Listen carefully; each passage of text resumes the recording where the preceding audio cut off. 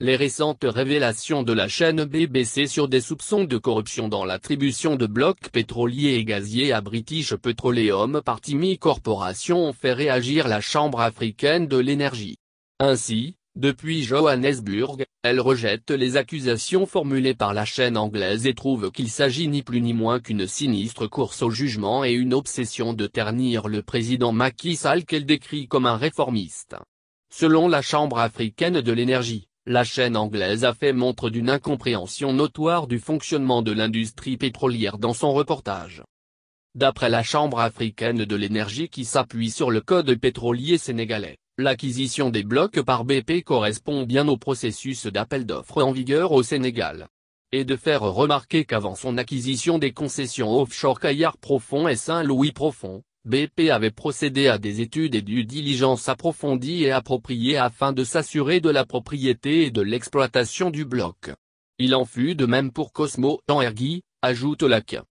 Compte tenu des solides pratiques de BP et de Cosmo Energy en matière de conformité et des implications de la loi américaine sur les pratiques de corruption à l'étranger, US Foreign Corrupt Practices Act, et de la loi anticorruption du Royaume-Uni, UK Anti-Bribery en Corruption Act, il est impensable que BP ou Cosmo Energy aient conclu des accords si les conséquences ou modalités de l'attribution de ces licences étaient douteuses. Cosmo Energy a mené un exercice de due diligence intensif, qu'elle a envoyé à la Securities and Exchange Commission des États-Unis pour vérification et aucun acte répréhensible n'a alors été constaté, ajoute l'AC. Qui fait remarquer que toutes les procédures ont été respectées et l'attribution initiale du bloc a été faite avant que le président Sall ne soit élu président. Dans la même veine, la Chambre africaine de l'énergie a indiqué que toutes les enquêtes menées par de nombreux régulateurs sénégalais ont révélé que toutes les transactions s'étaient déroulées dans les meilleures conditions. Selon son président Energy Eyuk, les attaques de la BBC visent à ralentir les investissements dans les projets de l'industrie pétrolière et les investissements au Sénégal.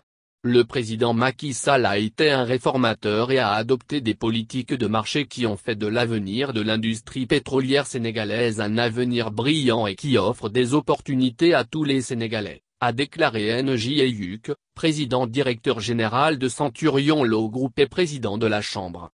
De l'avis de Eyuk, le peuple sénégalais ne doit pas être dupe, non sans souligner que l'industrie pétrolière est une aventure faite de risques, et les compagnies qui prennent des risques doivent être indemnisées. BP et Cosmo Energy sont des entreprises solides qui ont de grands projets pour le Sénégal et de très bons antécédents opérationnels en Afrique. Sous ce prisme, poursuit-il, il est injuste qu'elles soient diabolisées de cette façon lorsque tous les faits ne sont pas passés en revue. Grâce aux investissements dans le secteur de l'énergie et aux réformes du président Macky Sall, la production de pétrole et de gaz au cours des 10 prochaines années injecterait des milliards de dollars dans l'économie sénégalaise et créerait près d'1 million d'emplois, renseigne l'AC. À cet égard, conclut le communiqué, il est important que des politiques intelligentes axées sur la croissance continuent d'être mises en œuvre pour assurer le développement du secteur.